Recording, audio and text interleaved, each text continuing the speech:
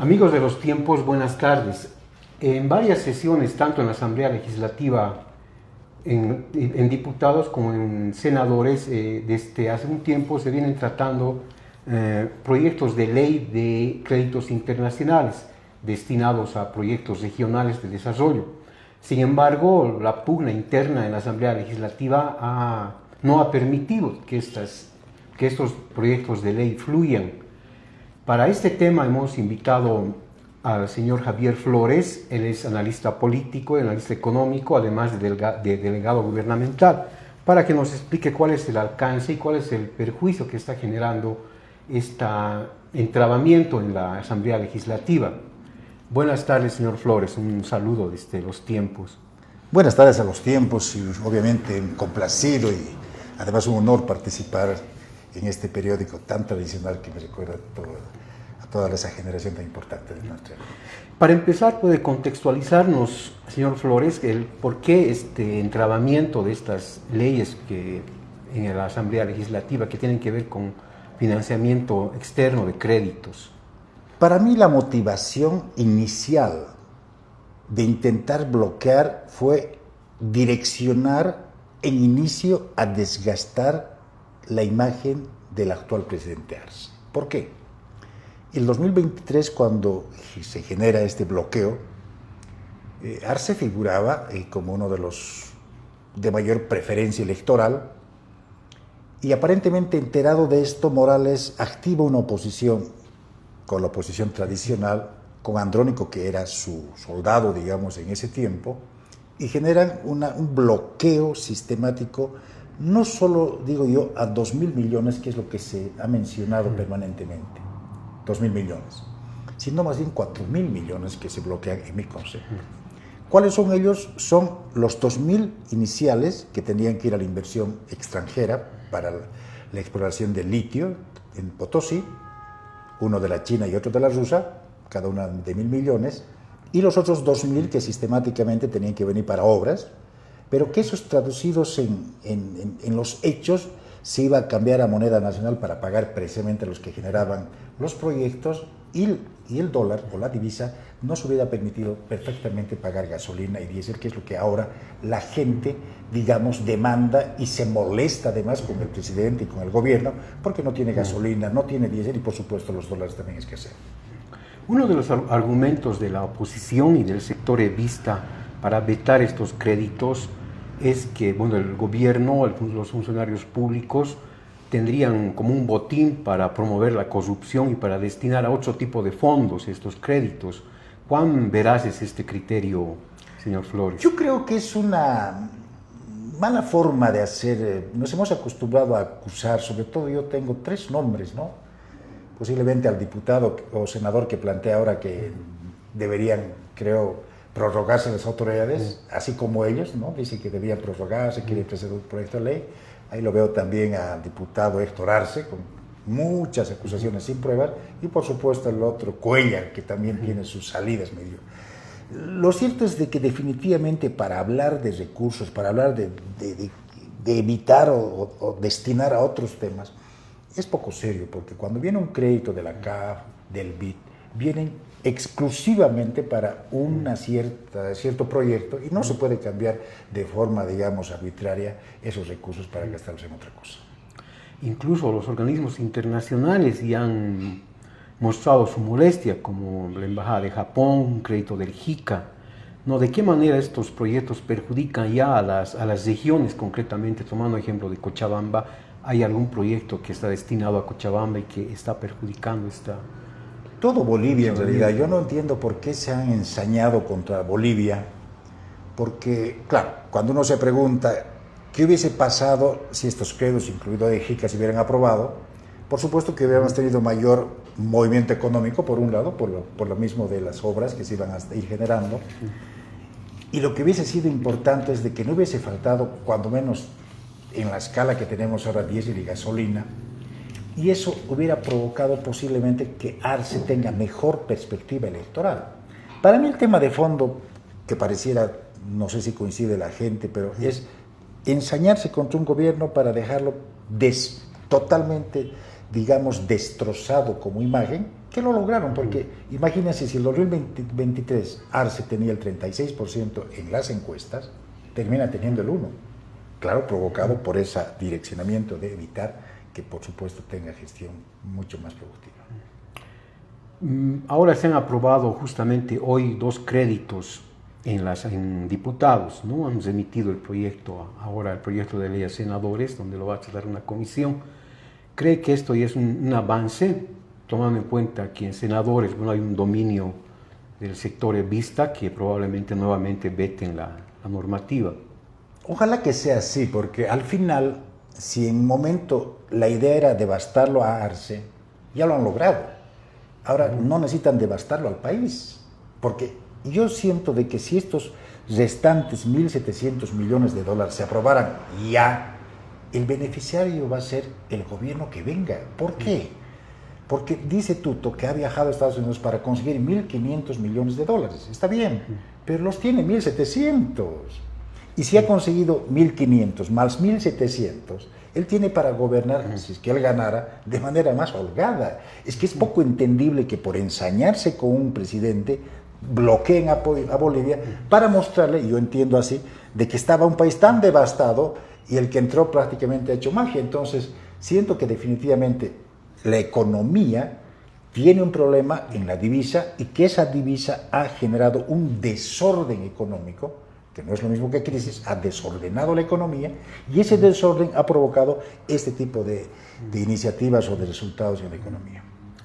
¿Por qué se da este fenómeno, señor Flores? ¿No había la posibilidad de que el propio gobierno, con otro tipo de recursos, suplante esta cantidad de dinero que es destinado de los créditos?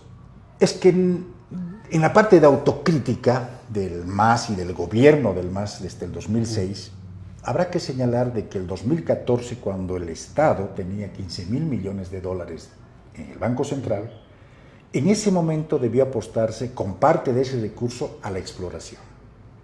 Eso llama el presidente Arce que no se cuidó la nacionalización.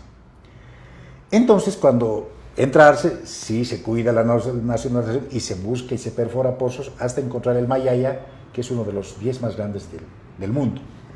Sin embargo, en ese proceso, ¿qué privilegia Evo Morales? Privilegia el obrismo. Lo que hace el 2014 es convocar a todos los municipios de Bolivia y cada municipio podía llegarle la obra que deseaba, sea este puente, sea canchas, sea coliseo. Entonces, ¿cuál era la visión de Morales en ese tiempo? Conquistar a esos alcaldes con obras, cualquiera que fuera, con la idea de que él tenía la perspectiva de ser candidato eterno. Entonces, él privilegia el obrismo con los alcaldes para dejar de lado lo central que era explorar, porque yo me hago una pregunta. Si Morales exploraba el 2014 con tanta plata, teníamos el Mayaya ahora, y ese Mayaya iba a estar dando resultados no solo a Arce, sino al gobierno que venga, lamentablemente. Ese es el tema central de la caída, si se quiere llamar, del proceso de cambio que ha estado vigente hasta ahora. Ahora, lo más probable es que la nueva Asamblea Legislativa, los nuevos diputados y senadores electos empiecen a tratar el tema una vez que asuman sus funciones desde el próximo noviembre, ¿no? ¿Qué tarea les queda ahora a los diputados legisladores que están vigentes todavía para tratar estos proyectos de ley? ¿Cree que se puedan viabilizar en esta gestión, que queda prácticamente un mes? Yo lo que me preocupo como boliviano además es de que no estoy viendo, no visualizo un proyecto político de país diferente al MAS promovido ya sea por Quiroga o por Rodrigo Paz. Si uno va al Tribunal Electoral no encuentra más que diagnostican el problema, uno es más malicioso que el otro, pero nadie le dice cómo resolver el problema de la multicrisis, le llaman, dicen crisis galopante, todos los términos. Y cuando tú tienes una crisis de tal tamaño, tal dimensión como mencionan los candidatos, tendrías que ofrecerle también una respuesta a esa altura. Y uno ojea, ninguno le propone la respuesta. ¿Por qué? Porque es muy fácil que una familia reduzca sus gastos. Es decir, si alguien se enferma en la familia, le dice ya, ahora ya nadie cena porque hay que gastar en la hermana que se ha accidentado. Eso es fácil. Pero un buen padre dice, no, aquí se sigue cenando, se sigue almorzando, se sigue tomando té, y yo voy a producir más. ¿Qué te plantea Quiroga? Te dice, vamos a reducir el gasto, o sea, vamos a botar gente a la calle, y con eso vamos a tener ahorros. ¿Cuándo? Sería bueno escucharlo a Quiroga que diga, no, todos van a seguir ahí, y yo voy a ser capaz de producir más. ¿Y cómo? Y no hay ni producción más, menos el cómo. Entonces, estamos yendo frente a candidatos que cuando tú me haces pregunta del Parlamento, siento que al no tener un lineamiento, un norte a donde quieren ir, siento que puede haber fácilmente un desgobierno porque los diputados y senadores no obedecen a una estructura que ellos mismos habrían construido, sino están acomodados ahí, unos detrás de otros, sin saber siquiera sus postulados ideológicos, tanto del FRI, que sería de Tuto, y del PDC, que sería de Rodrigo. En el hipotético caso de que las leyes hubieran fluido, se hubieran aprobado con norma como esperaba que se haga el gobierno, ¿cuál sería el escenario en este momento, señor Flores, tanto a nivel macro como a nivel regional con la aprobación de estas leyes? Si no se hubiera bloqueado los créditos, presumiblemente en este momento era Arce un candidato muy importante, fácilmente, porque el bloquear no ha sido porque era mejor para Bolivia, ha sido bloquear toda la posibilidad de que Arce tenga una gestión llevadera porque lo estaba llevando hasta el 2023. Porque además hay un tema que no se ha hablado mucho y que tampoco se quiere reconocer, de que cuando uno quiere proyectar un país, bombardear la aduana que dice paz no es pues una política de Estado. Reducir el gasto fiscal no es pues una política de Estado. Sin embargo, provocar un proceso industrializador como lo estamos haciendo hasta ahora, ese sí es una decisión de Estado y que obviamente debería ser empujado seguramente por los sectores, pero además, como se ha planteado, no es solamente el sector público, no puede industrializar solo el sector público, también tiene que ser la composición del sector privado empresarial que tenga que tener la visión ya no de comerciante, que es otro déficit como Estado. Nosotros en el sector privado, la mayoría son del sector comercial o comerciantes, pero no hay una visión empresarial de industria que pueda permitir mayor divisa, ¿no? Por ejemplo, una vendedora que es una concesionaria de autos, lo que hace es más bien exportar dólares. En cambio, una industria podemos captar dólares porque podríamos tener la capacidad de exportadora. Entonces, creo que son elementos de la economía que tenemos que resolver no solo el sector estatal. El sector privado tiene que ser capaz de invertir de mayor manera en el sector industrial. El mayor prejuicio, según usted, ha sido quitarle ese rédito político a Luis Arce para no impedirle presentarse a las elecciones. ¿No? Ese ha sido para mí uno de los indicadores y provocados por Morales, que tenía el control del Senado, y no le costó nada negociar con la derecha, porque también es sorprendente cómo Andrónico es presidente gozando los votos de la derecha, es decir, uno no entiende, pero claro, cuando había el objetivo de asfixiarlo a Arce, todo valía. Y en cuanto al perjuicio para las regiones, el hecho de que no se hayan consolidado esos fondos para hacer carreteras, para hacer represas, se constituye también un perjuicio para las regiones, al margen del tema político. Incluso yo diría, hasta se ha actuado con tal saña que Potosí, que es una región que podía haberse beneficiado de esa industrialización del litio con 2.000 millones, y es tan falso que digan que esa plata iba a ir para su campaña, de Arce, qué sé yo, porque las empresas, según el contrato, iban a invertir de forma directa en la construcción de las dos plantas, cada una 1.000 millones, en 3 años cada una de ellas. La pregunta es, si eso se hubiese concretado, Potosí en este momento hubiera estado gozando ya de millones de dólares que estuvieran gastando los chinos y los rusos en Potosí. ¿En qué? Empleados. Tenían que trabajar el 85% de la cantidad de gente que trabajaba en la construcción de las dos plantas deberían ser bolivianos por ley. Entonces potosinos. ¿Y cómo se bloqueó? El tema de llantas, vehículos, cemento, fierro hubieran generado eje multiplicador en esas regiones. A ese extremo ha llegado la hazaña, y con el solo hecho de decir que los contratos no son buenos, porque no han dado argumentos centrales, es que se ha bloqueado esa inversión, pero además, Tuto Quiroga y Rodrigo dicen que no hay seguridad jurídica. ¿Cómo va a haber si ellos mismos están impidiendo que haya seguridad, porque el Parlamento ha negado estos contratos sin justificación, entonces la inseguridad jurídica no nace del Poder Ejecutivo, está naciendo del Poder Legislativo, de los que supuestamente reclaman seguridad jurídica. Para ir cesando la entrevista, señor Flores, ¿qué rol tendría que cumplir ahora la nueva Asamblea Legislativa a partir del mes de noviembre, tomando en cuenta estas fallas, estos errores, esta guerra que usted menciona que se ha hecho contra el gobierno a través de un pacto entre el mismo y la oposición? Lo que tendrían que hacer primero es ordenar sus pensamientos.